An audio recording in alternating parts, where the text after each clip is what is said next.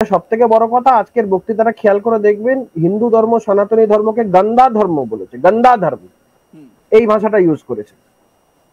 মানে কত বড় লজ্জার বিষয় যে একজন হিন্দু ব্রাহ্মণ বাড়ির মেয়ে হয়ে নিজের ধর্মকে শুধুমাত্র ভোটের রাজনীতির কারণে, শুধুমাত্র জেহাদি ভোট ব্যাংকের কারণে, শুধুমাত্র জামাতি ভোট ব্যাংকের কারণে মুখ্যমন্ত্রী নিজের ধর্মকে গন্দা ধর্ম বলছে।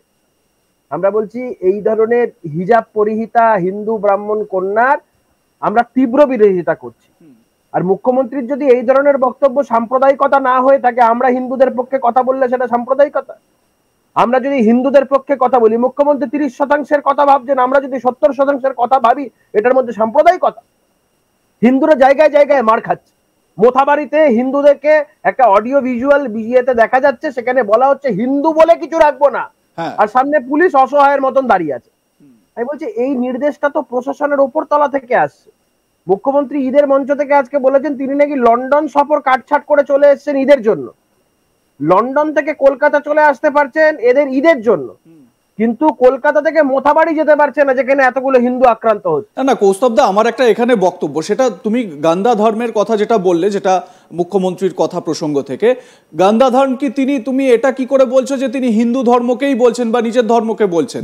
আরো একটা বিষয় দেখো, উনি যেরকম, আমি বলছি এই মুসলমান ধর্মের লোকেদেরকে ওদেরকে এই আঙ্গিকে মুখ্যমন্ত্রী বলে দেখাতো গান্দা ধর্ম। মুখ্যমন্ত্রী কুম্ভতে কেউ মারা গেলে, যদি অত্যন্ত দুঃখের ঘটনা, মারা গেলে মৃত্যুর কুম্ভ বলতে পারে। হজেও তো বহু লোক অনেকবার মারা গেছে, একবারে মৃত্যুর হজ বলেছে? মুখ্যমন্ত্রী বলুক না। মুখ্যমন্ত্রী যদি মুখ্যমন্ত্রী সাম্প্রদায়িক সম্প্রীতির একদম মানে জ্বলন্ত উদাহরণ হতে চান, তাহলে বলুন না। মুখ্যমন্ত্রী মৃত্যু কুম্ভ যেমন বলেছেন, মৃত্যু হজ কেন বলেননি যখন হজে মারা গেছে? মুখ্যমন্ত্রী আজকে হিন্দু ধর্মের লোকজনকে গন্দা ধর্ম বলছে, এদিকে মুসলমান ধর্মের লোকজনদের বলুন তো ওটা গন্দা ধর্ম বলুন। কৌস্তবদা, যদি ধরো তোমার যে বক্তব্য, সেই বক্তব্য নিয়ে যদি আমি বলি, তাহলে মুখ্যমন্ত্রী যেরকম ঈদের নামাজে যাচ্ছেন বা ঈদের অনুষ্ঠানে যাচ্ছেন, সেরকম তিনি জগন্নাথ ধাম শুরু করছেন। আমি তোমাকে যেটা বলছি সেটা হচ্ছে হিন্দুদের সেন্টিমেন্টে না আঘাত দেওয়াটা খুব সহজ। হ্যাঁ, হিন্দুরা তো চট করে আক্রমণকারী হয় না। ইতিহাসের পাতাগুলো উল্টে দেখো, কোনো ইতিহাসে নেই যে হিন্দুরা আক্রমণকারী। আক্রমণকারী কারা, ইতিহাসে তার প্রমাণ আছে। আর আক্রান্ত বরাবর হিন্দুরা হয়েছে। হিন্দুদের সেন্টিমেন্টে আঘাত দেওয়া খুব সহজ। হিন্দুরা অত্যন্ত সহনশীল, অত্যন্ত ধৈর্য নিয়ে চলে। কিন্তু যেই মুহূর্তে হিন্দুরা রিটালিয়েট করতে শুরু করে, এরা সমস্ত লেজ গুটিয়ে পালায়। আমরা বলছি আমরা হিন্দুদের এই অপমানের বিরুদ্ধে রুখে দাঁড়াচ্ছি। আমরা 70% পক্ষে কথা বলছি, বলবো, বেশ করব। মুখ্যমন্ত্রী যত এই জেহাদিদের জামাতিদের সমর্থনে কথা বলবে, আমরা তত হিন্দু সমাজকে জাগ্রত করার চেষ্টা করব এবং করব, একদম জোর গলায় বলছি করব। না কৌস্তবদা, দেখো একটা জিনিস, মুসলমান সম্প্রদায়ের মানুষদের অনুষ্ঠানে গিয়ে সেখানে ধরো সেই ধর্মের একটা গুণগান যদি তিনি করেও থাকেন, এবং সেটাকে কিভাবে তুমি নির্দিষ্টভাবে বলছো যে জিহাদি জামাতিদের জন্য তিনি করছেন? মুসলমান ধর্মের যারা সেখানে উপস্থিত সবাই তো জিহাদি জামাতি নয়। বলছি যারা যেই সমস্ত দাড়িওয়ালা টুপিওয়ালা লোকগুলো বলছে যে হিন্দু ধর্মকে শেষ করে দেবে, হিন্দু ধর্ম বলে কিছু রাখবে না, তুমি কটা মুসলমানকে এর বিরুদ্ধে প্রতিবাদ করতে দেখেছো? কটা মুসলমান এই কথার বিরুদ্ধে প্রতিবাদ করেছে? কিন্তু দেখো হিন্দুরা সেকুমাকু কালচারের যে সমস্ত আছে, এত সেকুলার হয়ে গেছে, তারা হচ্ছে কি নিজেদের ধর্মের বিরুদ্ধে কথা বলতে ব্যস্ত। আমি বলছি যে সাম্প্রদায়িক সম্প্রীতির ঠেকা একমাত্র আমরা খুলে বসে নেই, ওসব দোকান আমরা আর খুলে বসবো না। সাম্প্রদায়িক সম্প্রীতির দোকান খুলে রাখার ঠেকা একমাত্র আমাদের নয়। উল্টো দিক থেকে যদি বলা হয় হিন্দু ধর্মকে তারা রাখবে না, আমরাও আমাদের লোকেদের পক্ষে দাঁড়িয়ে দরকার পড়লে বলবো ওদের ধর্মকেও যাতে না রাখা যায় তার বন্দোবস্ত আমরা করবো। কৌস্তবদা, দেখো একটা জিনিস, মানে এর আগে মানে 2014 পরবর্তী পরিস্থিতিতে আমরা যেটা দেখতে পাচ্ছি সেটা তার আগে কখনো হয়নি। মানে ক্ষমতায় নরেন্দ্র মোদী প্রধানমন্ত্রী হওয়ার পর থেকে আমরা দেখতে পাচ্ছি বাংলার পলিটিক্সেও একটা আমূল পরিবর্তন এসেছে।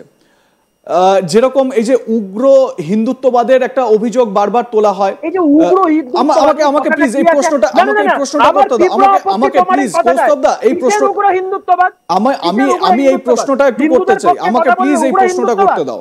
আমি বলছি যে এই যে হিন্দু আমাদের রাজ্যের রাজনীতিতে এই রকম ভাবে ঠিক বিজেপি বা বঙ্গ বিজেপি নেতারা যেরকম ভাবে তারা বক্তব্য রাখছেন বা যা বলছেন সেরকম এর আগে কখনো দেখা যায়নি। আমার বক্তব্য হচ্ছে যে এর আগে 14 সালের আগে পর্যন্ত আমরা ভীষণ রকম ভাবে এই সংখ্যালঘু ভোট এই কথাটা শুনতাম। তোমার কি মনে হয় 14-র পর থেকে বর্তমানে এই হিন্দু ভোটও একটা বড় বিষয় হয়ে দাঁড়িয়েছে আমাদের পশ্চিমবঙ্গের রাজনীতিতে? বিজেপি এই রাজ্যে যবে থেকে শক্তিশালী হয়েছে তবে থেকে হিন্দুদের সপক্ষে কথা বলা শুরু হয়েছে এই রাজ্যে। কংগ্রেস বলবে, সিপিএম বলবে, তৃণমূল বলবে হিন্দুদের পক্ষে কথা। সিপিএম এর নেতা বিকাশ ভট্টাচার্য রাস্তায় দাঁড়িয়ে গরুর মাংস খেতে পারে, সুবোধ সরকার এখন তৃণমূলে আছে, সুবোধ সরকারকে পাশে নিয়ে গরুর মাংস খাচ্ছিল। তো সাম্প্রদায়িক সম্প্রীতির যদি উদাহরণ দেখাতে যাই তো সাথে তো মোহাম্মদ সেলিমকে রেখে এক প্লেট শুয়োরের মাংস খেতে পারতো পার্ক স্ট্রিট সামনে। না সে কথা আমিও মানছি, সে কথা আমিও বলছি, মানছি না বলা ওই একই প্লেটে গরুর মাংসের সঙ্গে শুয়োরের মাংসও যদি থাকতো তাহলে ব্যাপারটা পুরো সেকুলারিজমের যে ব্যাপারটা সেটা ঠিকঠাক, সেটা অন্য জিনিস। আমি তোমাদের অ্যাসপেক্টে বলছি। অন্য জিনিসটা মানে এই কথাটা বলার কেউ ছিল না এতদিন, এই বিষয়ে কথাটা বলার কেউ ছিল না, কারণ কংগ্রেসও বলবে না, তুমি দেখো না সিপিএম ও বলবে না। প্যালেস্তাইনে যদি মুসলমান মরছে এখানে সিপিএম মিছিল করতে পারে, মোথাবাড়িতে হিন্দুদের মেরে পিঠের চামড়া গুটিয়ে দিচ্ছে, বাড়ি ঘরদোর জ্বালিয়ে দিচ্ছে, সিপিএম এর কোন মিছিলটা বেরোলো? কংগ্রেসের কোন নেতারা এখানে হিন্দুদের মারার সাম্প্রদায়িক সম্প্রীতির মিছিল হচ্ছে, কিন্তু হিন্দুদের মারছে এই কথাটা বলে কংগ্রেসের লোকেরা মিছিল করবে। তো হিন্দুদের পক্ষে বিজেপি কথা বলছে, গর্ব করে বলছে, বলবে। হিন্দুদের পক্ষে ভারতীয় জনতা পার্টি বুক বাজিয়ে বলছি বলবে। ওরা 30% নিয়ে খুশি থাকুক, আমরা 70% মানুষের পক্ষ নিয়ে কথা বলছি এবং বলবো। হিন্দুরা যেখানে আক্রান্ত হবে ভারতীয় জনতা পার্টি কথা বলবে। আর তুমি যেটা বলছো 2014-র আগে সাংগঠনিক ভাবে বিজেপি সেইভাবে শক্তিশালী ছিল না, বিজেপি শক্তিশালী হয়েছে, হিন্দুদের পক্ষে কথা বলার, হিন্দুদের পক্ষে আওয়াজ উঠেছে এবং উঠবে। হিন্দুরা কি শুধু মার খাওয়ার ঠেকা নিয়ে বসে আছে? শুধু মার খেয়ে যাবে। হিন্দুরা শুধু মার খাবে, হিন্দুদের শুধু বাড়ি ঘরদোর জ্বলবে। মোথাবাড়ি, আমি তো বলছি আজ মোথাবাড়ি কাল আপনার বাড়ি, এরপরেও যদি হিন্দু সমাজ জাগ্রত না হয় আর কিচ্ছু করার নেই। মোথাবাড়িতে হচ্ছে, নওদাতে হচ্ছে, বড়বড়িয়ায় হচ্ছে, প্রত্যেক কটা জায়গায় দুর্গা মণ্ডপের মধ্যে ঢুকে মন্দির মণ্ডপ ভেঙে দেবে, মূর্তি ভেঙে দেবে বলছে। বিসর্জনের দিন বাউরিয়াতে মূর্তি ভেঙে দিল, লক্ষ্মী মূর্তি ভাঙছে, সরস্বতী মূর্তি ভাঙছে, কালী মূর্তি ভাঙছে। এটা সহ্যের সীমা থাকে তো। বেশ, এবারে কৌস্তবদা, এবারে ঠিক তুমি যেরকম ভাবে তোমার বক্তব্য বলছো ঠিক এই জায়গা থেকেই আমরা আমাদের পরবর্তী যে আলোচনা সেই আলোচনায় যাব। এই যে সওগাতে মোদি, যেখানে 32 লক্ষ মুসলমান পরিবার তাদেরকে উপহার দেওয়ার যে ব্যবস্থা, সেখানে সেই উপহারের মানে যে গিফট প্যাক, সেখানে প্রধানমন্ত্রীর ছবি, জেপি নাড্ডাজির ছবি সেখানে রয়েছে, এই যে ব্যবস্থাগুলো করা হয়েছে এ প্রসঙ্গে তোমার কি মত? মানে তুমি যে বলছো যে হিন্দুদের সপক্ষে কথা বলবো, কেন্দ্রীয় নেতৃত্ব তো মুসলমান জনগণের সপক্ষেও কথা বলছেন এবং প্রধানমন্ত্রী তো সবসময় বলেন সবকা সাথ সবকা বিকাশ। তা আমরা কোথায় বলেছি মুসলমানদের সবাইকে এখান থেকে তাড়িয়ে দেবো?